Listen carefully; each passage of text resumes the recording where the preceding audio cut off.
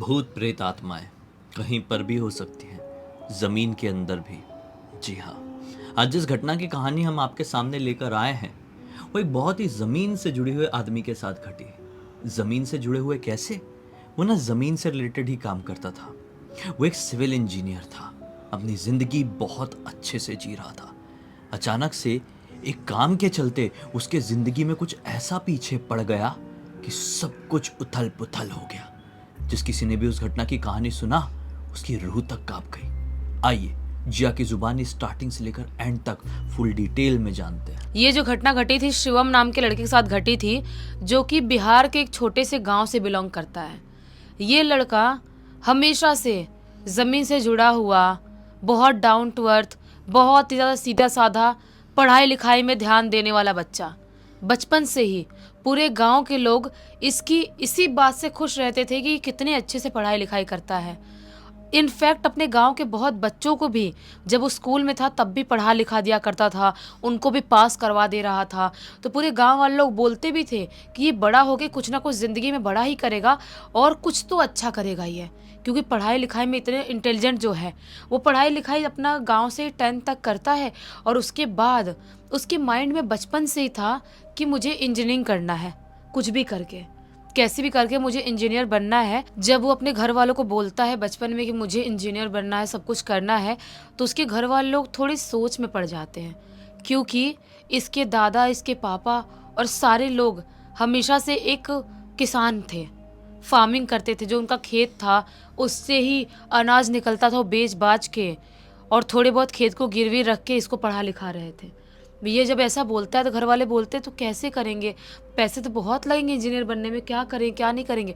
वो बोलता है मम्मी पापा दादा दादी आप बस मेरे ऊपर विश्वास रखो, मैं पढ़ाई लिखाई कर लूँगा और करके मैं इतने पैसे तो कमाऊँगा ही कि जो भी आपकी ज़मीन गिरवी रखी जाएगी या जो भी चीज़ें आप करोगे उससे ज़्यादा मैं खरीद दूंगा और वो सब छुड़ा लूँगा मैं, बस मेरे ऊपर ट्रस्ट करो, मुझे पढ़ाई करना है। जब इतना घर वालों को बोलता है तो घर वालों को लगता है कि हमारा बेटा इतनी अच्छे से बोल रहा है और पढ़ाई लिखाई करने के लिए बोल रहा है, तो इसमें मना कैसे कर सकते हैं। तो घर वाले लोग बोलते हैं ठीक है बेटा, लेकिन एडमिशन कहाँ लेगा। ये बोलता है मैं पटना में रह के पढ़ाई करूँगा, पटना शहर में रह के वहीं पर पूरी स्टडी करूँगा और जो भी पैसे लगने वाले थोड़ा बहुत लोन ले लेंगे, स्टडी लोन ले लेंगे, सब कुछ करके हम अच्छे से कर लेंगे। ऐसा ही होता है।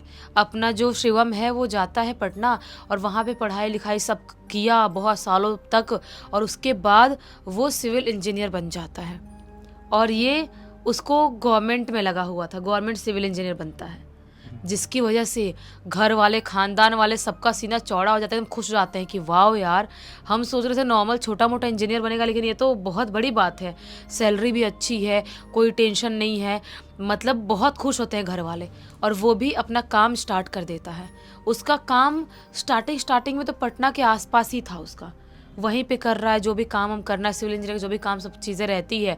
उसके बाद उसको काम करते करते 1-1.5 साल का टाइम हो गया था, एक्सपीरियंस भी अच्छा खासा हो गया था उसको। उसकी टीम वाले और बाकी लोग उसको बोलते हैं कि आपको एक छोटा सा गांव टाइप का, टाउन टाइप का एरिया है, वहाँ जाना पड़ेगा। वहाँ हमारा कुछ गवर्नमेंट के क्वार्टर्स है, कॉलोनी है, वहाँ पे कुछ तो ज़मीन का काम वाम है जो आपको देखना है, वहाँ पे कुछ तो बनाना है, तो वहाँ आपको जाना पड़ेगा। तो शिवम को इतना शॉकिंग नहीं लगता है, उसको ऐसा लगता है कि ठीक है ना यार, पढ़ाई लिखाई यही करने के लिए तो करा हूँ, मैं जाता हूँ गांव में और आराम से काम करूँगा। घर वालों से बात करता है, पैकिंग करता है और अपने टीम वालों के साथ, टीम में ज़्यादा लोग तो थे नहीं, एक लड़का और था, उनके साथ ये उस गांव में पहुंच जाता है। वहाँ पहुँचता है और उसके बाद ये लोग थोड़ा कॉलोनी जो वो थी गवर्नमेंट कॉलोनी से थोड़ा दूर ही लेके रेंट पे रह रहे थे, क्योंकि वहाँ से खाने पीने का सब पास में था। तो वहाँ पे ये लोग शिफ्ट हो जाते हैं और खाना पीना जो भी है, होटल वटल है, वो सब पास में है, तो खा पी ले रहे हैं, सब कुछ सही से चल रहा है। उसके बाद अपना सामान वामान रख के सोचते हैं कि हम वो कॉलोनी तरफ जाए जहाँ पे कुछ बनाना है, ज़मीन देखना है, वहाँ तो चले जाएँ कम से कम। वहाँ जाते हैं, इवनिंग का टाइम हो रहा था। वहाँ कॉलोनी के अंदर एंटर करने से पहले ही एक बूढ़ा सा आदमी इन दोनों को रोक देता है, बोलता है कि अंदर मत जाओ, शाम का टाइम होने वाला है, अंधेरा बस होने ही वाला है, अंदर जाना तुम्हारे लिए सेफ नहीं है, अंदर मत जाओ। ये बोलते क्यों? हमारा यही काम है, हम इस काम के लिए यहाँ पर आए हैं, आप हमको कैसे रोक सकते हो? तो वो बोलता है बूढ़ा आदमी, आपको दूर से भी कोई भी किसी भी कमरे में रहता हुआ इंसान दिखाई दे रहा है? ये बोलते नहीं। तो बूढ़ा ने बोलता है कि यहाँ पर कोई नहीं रह सकता, रात तो कोई बिता ही नहीं सकता, और जिस ज़मीन की आप बात कर रहे हो उस ज़मीन पर क्या बनेगा क्या नहीं बनेगा हमें नहीं पता, लेकिन जो रूम्स है उनमें से किसी भी रूम में आप रहना मत, रुकना मत, और अभी मत जाओ। तो जो साथ में लड़का था शिवम को बोलता है कि ठीक है हम देखते हैं। वो शिवम को लेके अपने होटल रूम के पास चले जाता है। शिवम बोलता है कि हमको देखना था ना यार, क्यों लौट आए हम लोग? वो लड़का बोलता है कि देख, मैं ऐसी चीज़ों पे ना बहुत विश्वास करता हूँ, मैं ऐसी बातों पे, हो सकता है कि इस गांव में कुछ तो राज छुपा हुआ है, उस कॉलोनी के अंदर वहाँ पर कुछ तो छुपा हुआ है, कुछ तो डरावना है, जिसकी वजह से वो बूढ़ा सा आदमी हमको रोक रहा है। हम दिन में चल के देखते हैं। ये अब कर भी क्या सकते हैं, दिन का वेट करते हैं और दूसरे दिन खाना नाश्ता करके निकल जाते हैं। अंदर जाते हैं, बहुत सारे रूम्स थे कॉलोनी के, लेकिन सब ऐसे ही, कोई रहता नहीं है, ऐसे खुले खुले हैं, ऐसे ही पड़े हुए हैं। जो ज़मीन इनको देखना जिसके बारे में बताया गया था, उस ज़मीन की तरफ जाते हैं, वहाँ पर देखते हैं कि कैसे कैसे कितने दूर पे क्या क्या बनेगा, सब चीज़ें जो भी इनका जांच करने का होता है सब जांच वाच करते हैं। उसके बाद जो अपना ये है, शिवम बोलता है कि यार फालतू में अपन अपन को रहने के लिए यहाँ पे क्वार्टर तो है ही, अपने जैसे लोगों के लिए क्वार्टर बने हैं ना ये सारे, ये जो रूम्स है अपने लिए तो बने हैं, तो अपन क्यों होटल रूम में पैसे फालतू फूक रहे हैं, यहीं रुक जाते हैं ना अपन। तो वो लड़का बोलता है नहीं नहीं यार, तुझे याद नहीं है वो बूढ़े से अंकल ने क्या बोला था, यहाँ पर नहीं रुक सकते, अगर यहाँ पे रुकेंगे और सचमुच में कुछ बुरा सा रहा तो अपने साथ कुछ भी हो सकता है।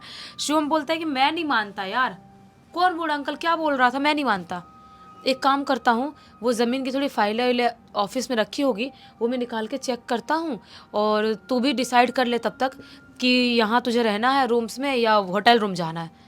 तो बोलता है वो लड़का कि नहीं नहीं भाई, मैं होटल रूम ही जाऊँगा, मैं सारी चीज़ें मानता हूँ। शिवम बोलता है एज ए विश, तुझे जो मन करे वो कर, तू, मुझे कोई फ़र्क नहीं पड़ता, मैं तो यहीं पे रहूँगा, मेरे को पैसे फालतू उड़ाने का कोई शौक नहीं है, तू अपना पैसा खुद ही भर, अपना खुद ही खा, तू, मैं देख लूँगा, खा लूँगा बाहर से, लेके रहूँगा यहीं पर। वो ऑफिस जो था इनका, जहाँ पे इनको सब फाइलें मिलने वाली थी, वहाँ पे वो फाइल खोलता है शिवम जाके ऑफिस के अंदर, उस ज़मीन के बारे में पढ़ता है, उस कॉलोनी के बारे में पढ़ता है। वहाँ पर लिखा हुआ था क्लियर, आज से 13 साल पहले की बात है, ये जो कॉलोनी है, ये जो ज़मीन है, ये ज़मीन नॉर्मल नहीं है।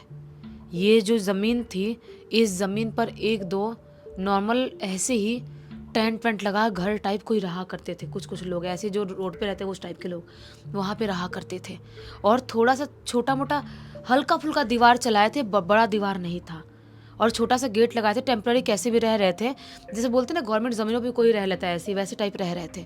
13 साल पहले की बात है, अचानक से कुछ ग्रुप के बीच में झगड़ा होता है, दंगा फैलता है, बहुत गंदा झगड़ा होता है, जिसकी वजह से बहुत ग्रुप के लोग कहीं भागते हुए आते हैं, और जो वो रूम बना हुआ था ना, अजीब सा रूम, जो भी कुछ लोग रहने वाले थे वहाँ पर, उस रूम के अंदर घुसते हैं और दरवाज़ा बंद कर देते हैं, जो टीन का वो दरवाज़ा था उसको बंद कर देते हैं, और जो भी लोग इनके पीछे पड़े थे वो कहीं निकल जाते हैं, और अचानक से वो जो रूम है उसके अंदर पूरा फायर हो जाता है।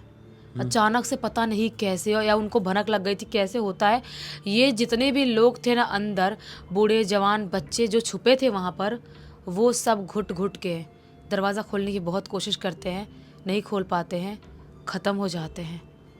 और उसके नीचे एक लाइन में और लिखा था, वो शायद ज़मीन खोद कर अंदर, और उसके आगे फट गया था, उस पेपर में जो लिखा था उसके आगे फट गया था, कि मतलब शायद वो समझ जाते कि शायद वो ज़मीन के अंदर खोद के वहाँ से निकलने की कोशिश कर रहे थे, लेकिन क्या उसके अंदर से निकलना इतना इजी था?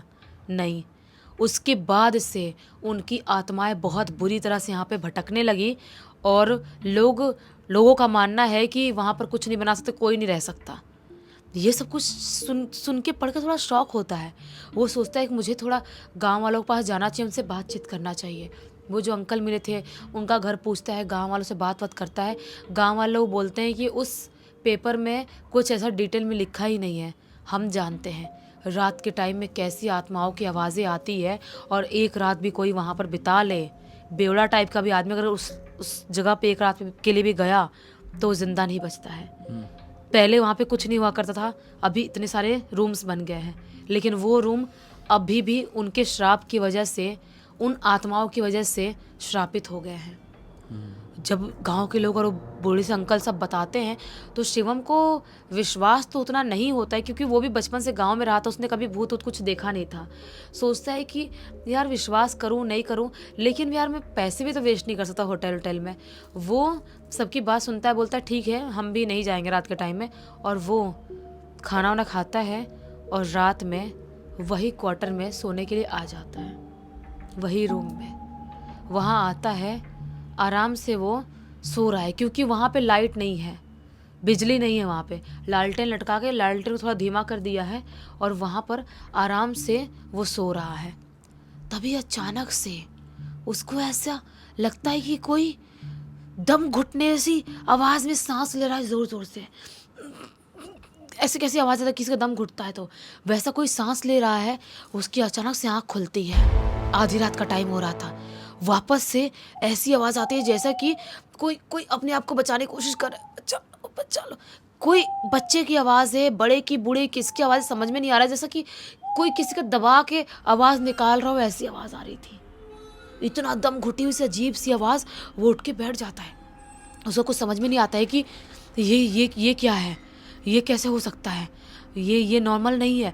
अभी वो देख ही रहा होता है, तभी अचानक से उसके थोड़ी देर आगे सामने जो ज़मीन है उसके ऊपर ऐसा क्रैक आने जैसा लगने लगता है।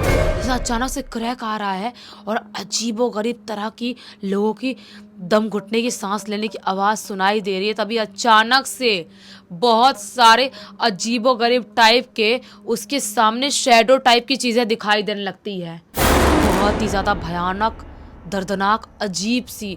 जो शैडो है, धुआं है, क्या है समझ नहीं पा रहा है, लेकिन अजीब सी दिखाई दे रही है। ये सारी चीज़ें देख के वो वहाँ से भागे भी कैसे, क्या करे समझ नहीं पा रहा है। बहुत ज़्यादा घबरा जाता है, अपने आप को निकालने की, बचाने की बहुत कोशिश कर रहा है, लेकिन वो रूम से नहीं निकल पा रहा है। वो जो भी शैडो और जो भी चीज़ें हैं ना, धीरे धीरे धीरे करके इसके तरफ बढ़ने लगती है। और ये इतना ज़्यादा घबरा जाता है, अपनी आंख बंद कर लेता है। उसको लगता है कि शायद मैं अब जिंदा नहीं बचूंगा। पूरा अपना बोलते ना होशो हवास खो बैठता है। सिर्फ उसको इतना ही याद है कि मुझे कुछ याद नहीं है कि उसके बाद क्या होता है। जब उसकी आंख खुलती है, वो हॉस्पिटल में है, हॉस्पिटल में था। और जब उसकी आँख खुलती है, सब आसपास लोग हैं, जो उसका दोस्त आया था साथ में वो भी है, और गांव के भी एक दो लोग हैं। सब बोलते हैं कि तुम बहुत किस्मत वाले हो जो बच गए। जिस अवस्था में तुम मिले थे ना, किसी के लिए बचने की कोई संभावना हो ही नहीं सकती। बोलता है कि कैसी अवस्था है, मुझे कुछ याद नहीं है, मुझे सिर्फ दम घुटने सा अजीब सा लगा, तो उसके आगे मुझे कुछ याद नहीं किस अवस्था में।